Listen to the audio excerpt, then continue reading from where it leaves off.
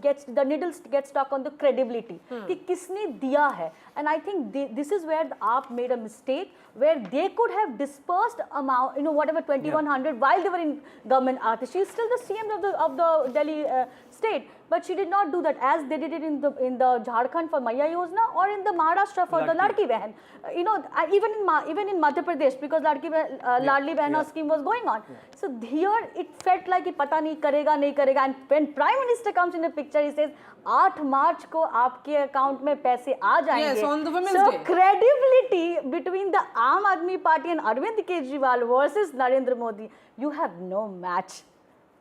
See, as I said, and from day one I have said, this Mahila Samman Yojana is not going to work for the Aam Aadmi Party because you have not transferred the money. Wherever it has worked, people have transferred 3 to 6 months of installments. That's right. And then it becomes a promise versus promise. And then it becomes the question of who has fulfilled this promise. Your Punjab government has not. You have not, despite creating a budget of 2,000 crores.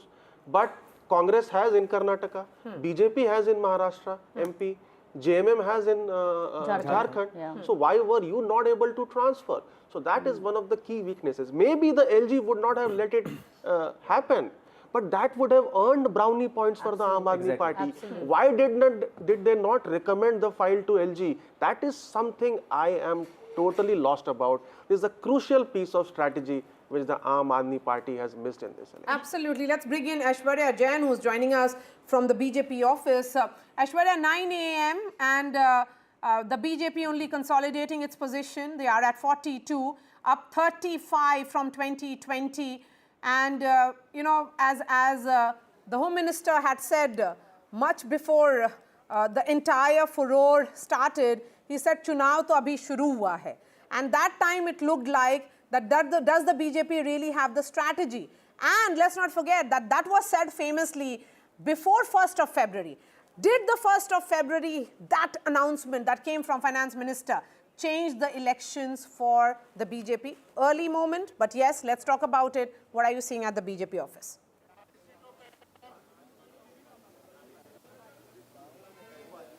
Well, and this is a place where all these strategies had been planned by the Bharatiya Janata Party top leadership. We saw multiple times BJP President JP Nadda, Home Minister Amit Shah himself arriving at this very office, which is at Pandit Pant Marg, the BJP Delhi state headquarters. And there was a war room that was set up. 352 Bharatiya Janata Party workers worked day and night for the strategic planning and how the polling will go on.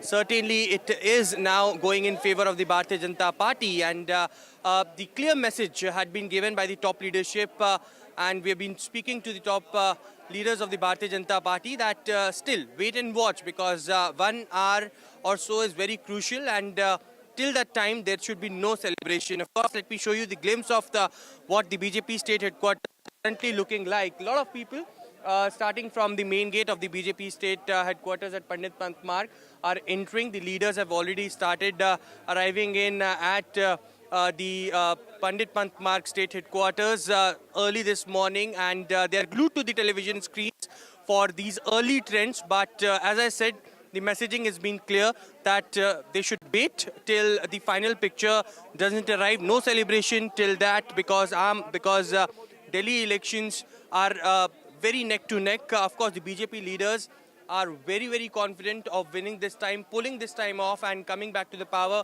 after almost 27 years.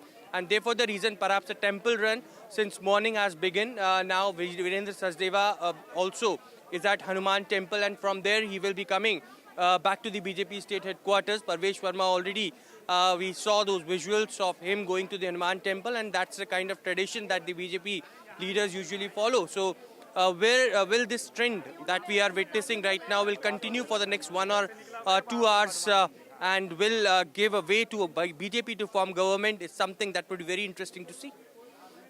Right, Aishwarya, thank you so much for for joining us. We'll keep coming back to you. So a great degree of caution on the part of the BJP as we look at these numbers. For all those who are joining us at the moment, we can tell them that the counting began at 8 a.m. It's a high-stakes battle for Delhi, a prestige battle for the BJP, a battle for existential, or should I say survival for the Aam Aadmi Party, and a battle for relevance for the Congress Party. We have Professor Sandeep Shastri joining us, Neerja Chaudhary joining us, Sujata continues to be with us. Professor Shastri, 9 a.m., very early, but in early trends, very, very early trends, it looks like that the pollsters may have got it right. Yes, and we have now the trends from all the 70 seats. The direction of the result seems to be what the exit polls projected, though of course as of now the intensity of victory is not what was projected in the exit polls, but then maybe that is too early to say that. We will need to wait till 10:15. And what's important is, while the Aam Aadmi Party may be leading in 26 seats, all its three big leaders are trailing and consistently trailing from the beginning. For the last 1 hour. And sorry? For the last 1 hour. Yes, Counting began at so 8. That would be a matter of alarm.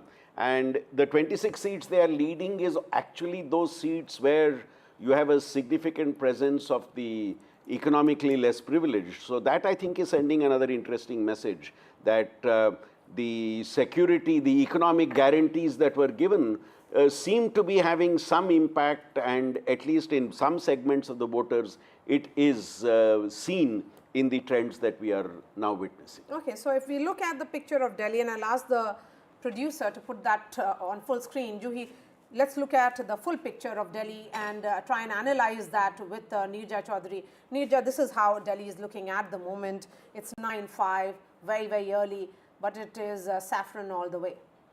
I think though 9:05 early trends, the trend is very clear.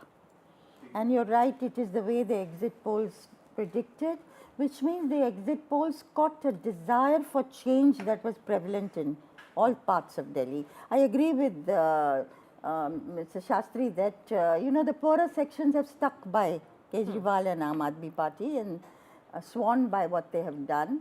But even amongst the poorer sections, I think people have shifted, because you cannot be leading in 43 or 44 seats without other sections having shifted to the other side. And I think overall they felt it's not it's not anger manifesting itself.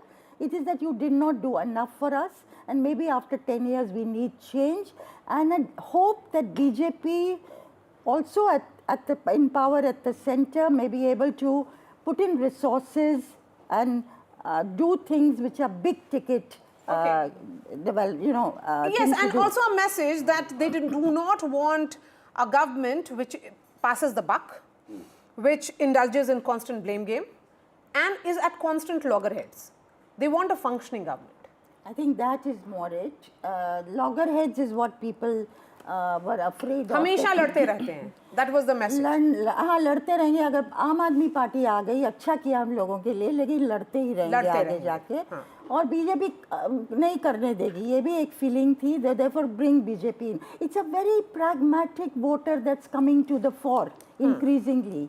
An unpredictable voter which is saying that when the Delhi metro stops, at the moment 9-7, it is 44 for the BJP, 25 for the Aam Aadmi Party, 1 for the Congress. And this is early trends, ladies and gentlemen, for all the viewers who are joining us. Very, very early trends, but it's showing that the exit polls may get it right. In another 1 hour, the picture will be clear. But while you said it's an unpredictable voter, it is a very assertive voter. Assertive voter. And the same voter which is capable of defeating powerful leaders, like they did with Sheila Dikshit, the darling of Delhi. As I said on your show last night, yes, the ultimate victor today will be the voter of Delhi. But Delhi has always been the demanding electorate. I mean, if I want it, if you give me that, I'm going to vote for you. But you know what is interesting, and I see that as Aam Aadmi Party was once known for its booth management, people who were working voluntarily, yes, you know, without any interest. I think over the period of time where the Arvind Kejriwal's, you know, the reputation getting dented and credibility being in question, they have lost that. Even and RSS, 50,000 meetings, Yes. 30 district, 173 nagars with Starbucks all across, and going and doing these drawing room board meetings. I think that we should not forget that they are doing a Maharashtra in Delhi once more. Okay. Neeja ma'am, I'm going to come to you because let's get in Bobby Badal of the Aam Aadmi Party and Anirudh Pratap of the BJP and Supriya Shrinate of the Congress Party. Supriya, I'm going to begin with you. How is the Congress Party looking at these numbers? Of course, very, very early trends. You know, I did sense a lot of nostalgia for Sheila Dikshit on ground. Every time they would talk about Arvind Kejriwal, they would often say that Sheila Dikshit would not fight with the centre. Thanks very much for having me on the show, and it's a good evening to all you, your viewers and my fellow panelists, firstly.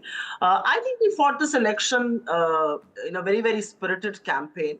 I heard someone say that ultimately the winner is the voter of Delhi, and I would concede to that. And I do believe that at every level, anybody who takes the voter for granted, anybody who believes that, you know, filibustering and arrogance can see them through the day, has been shown their place today.